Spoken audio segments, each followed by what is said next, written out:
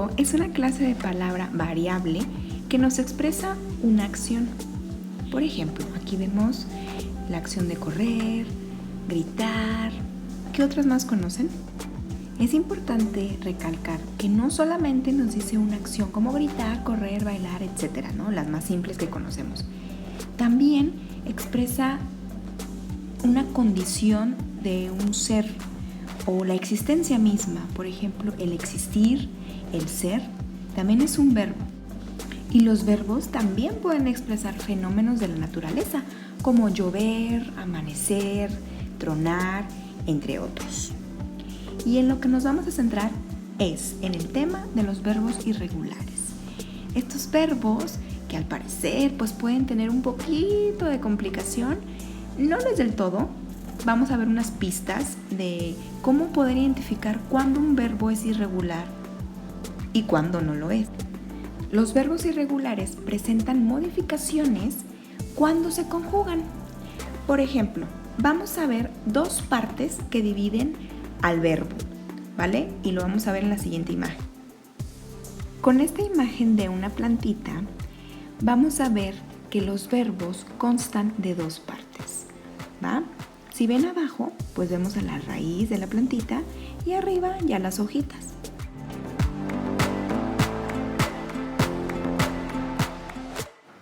Vamos a trabajar con este verbo. El verbo es amar.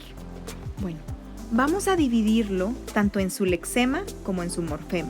Es decir, vamos a ver cuál es su raíz, que sería el lexema, y vamos a ver cuál es la siguiente parte por la que está conformado el verbo, que sería el morfema, que sería su terminación. Y con el mismo verbo amar, miren, les dividí en dos. Les puse el verbo amar en la raíz y en la parte de arriba, que es lo que se ve, que son las hojitas. Bueno, en este verbo amar, lo que está pasando es que am es su lexema, es decir, es la raíz. Y ar es el morfema, es la desinencia, es la terminación del verbo. Cuando este se conjuga, es decir, cuando tú dices yo amo, tú amas, él ama, en todas las personas gramaticales, el morfema es el que cambia. En el ejemplo del verbo amar, aquí yo les puse en el presente de la primera, segunda, tercera, cuarta, quinta persona en indicativo, pero les puse solamente en el presente. Les puse yo amo, tú amas, él ama, nosotros amamos y ellos aman. Ustedes aman también puede ser. Bueno, si se fijan, el lexema del verbo amar conjugado no cambia. Se queda am. Es decir, la raíz no ha cambiado, se queda igual. ¿Qué pasó con el morfema? Es decir, con la parte con la terminación. Si lo vemos, está cambiando. Bueno, esto significa que es un verbo regular. ¿Por qué? Porque su raíz no cambia. Entonces, en conclusión, en los verbos regulares, el lexema no cambia. Aquí lo vemos, am. La raíz se queda igual, pero el morfema, es decir, la terminación sí cambia.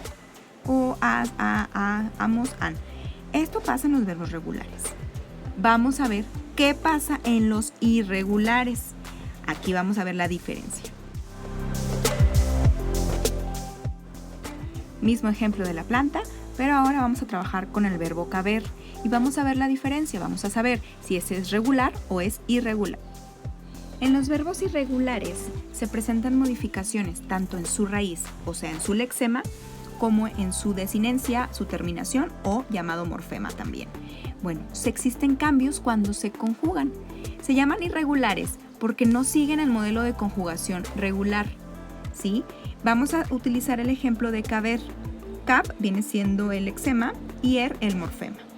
Los dos van a cambiar cuando se vayan a conjugar en ciertos tiempos y personas gramaticales del modo indicativo. Les voy a decir ahorita cuáles son, les voy a presentar unas tablitas para que vean. Pero vamos a jugar con este verbo irregular. Vamos a jugar con el verbo caber en el tiempo presente conjugado en la primera persona del singular, o sea, la persona yo. Yo voy a poner aquí, yo no voy a decir yo caber, yo digo yo quepo.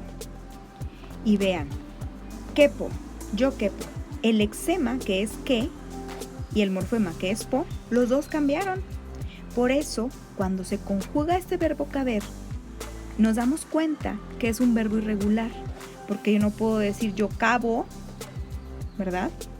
Entonces ahí cambia la raíz del verbo, cap, cambió a que, y ed cambió a po. Mismo verbo, pero ahora también la primera persona del singular, o sea yo, en el tiempo pretérito, es decir, en el pasado. Yo no voy a decir yo cuba, cabí, pues no, yo cabí, no. Se dice yo cupe. Fíjense bien, su raíz, su lexema cambió y su morfema también. Esto me indica que es un verbo irregular.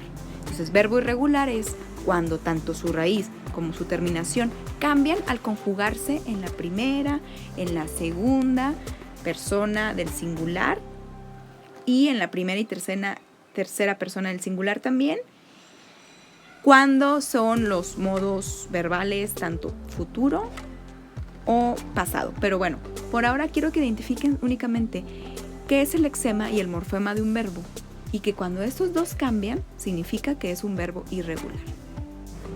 Un ejemplo muy sencillo es que cuando los que tienen hermanitos chiquitos o cuando somos pequeños y aprendemos a hablar nuestra lengua materna, o escuchamos a nuestros sobrinos, primitos, y dicen, es que no cabo, es que no quebo.